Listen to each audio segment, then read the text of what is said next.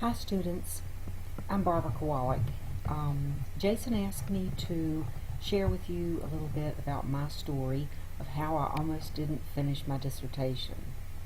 Um, this was the early 90s, and my father was very ill, and so, as happens many times, I needed to work, but on weekends I was going down to where he lived to stay with him, um, so that his caretaker could take the weekend off. So one weekend when I was down there with him, he said to me, "So when are you going to finish your dissertation?"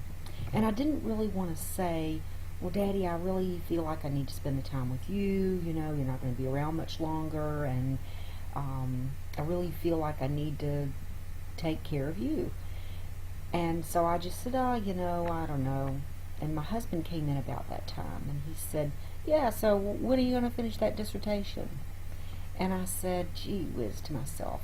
Here are the two men that I love the most in my life telling me, "Get done." So I had been out and away from the university for several years at that point because I had been, as I said, going back and forth and taking care of Daddy. And I decided I would just see what I could do. So I went back, and there were all the instructors that I had had, all the professors were gone, and I didn't know any of the professors that were left. And so I went to the dean's office and I said, "I want to finish, but I don't have a topic, I don't have a committee, I'm just kind of out there. What do I do?" And the dean said, "I tell you what, there are 3 people in this department." She said, "You go to each one of them and ask them to be on your committee.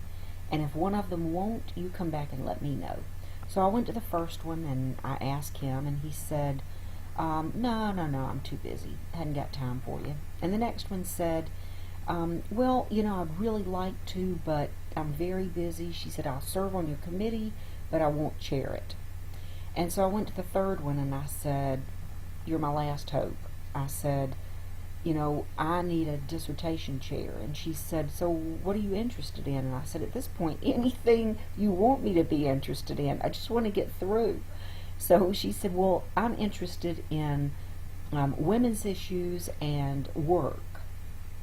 And so I said, "Okay." And during this time, I had been talking with my daddy about heritage and about, the Muskogee Creek people, and he wanted to know what I knew about them because this is part of his heritage. And so I really, was able to share with him what I'd learned from books.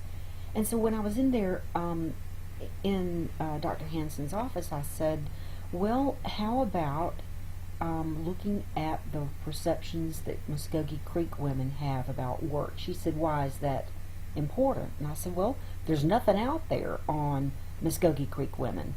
All the information we have has been written about the men and very little about present day Muskogee Creek people. And so this would add to the literature that's out there." She said, "Perfect." So she worked with me, and I was able to get someone else from Ed Policy Studies to serve on my committee, and even though I had never had him as a professor. And I ended up going back and taking some anthropology courses so that I could learn how to do ethnography. And Dr. Fennell ended up serving on my committee, and she was wonderful. So I ended up with this great committee, which just indicates to me that it was meant to be. So the lesson in that is persistence and dedication and not giving up. So take those lessons to heart. And if I can help you, let me know. Bye.